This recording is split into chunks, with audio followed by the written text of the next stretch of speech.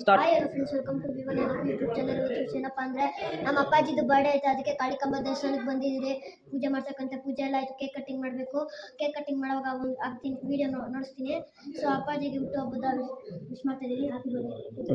ಐಶ್ವರ್ಯ ಆರೋಗ್ಯ ಕೊಟ್ಟು ಕಾಪಾಡಿ ಅಂತ ಹೇಳ್ತಾ ಇದ್ದೀನಿ. ಕಾಳಿಕಾಂಬ ಇವರೇ ಕಾಳಿಕಾಂಬ ದರ್ಶನ ಅರ್ಚಕರು.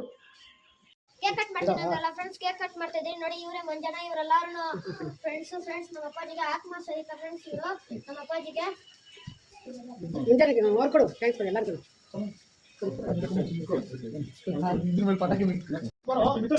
ಹೇಳ್ರಪ್ಪ.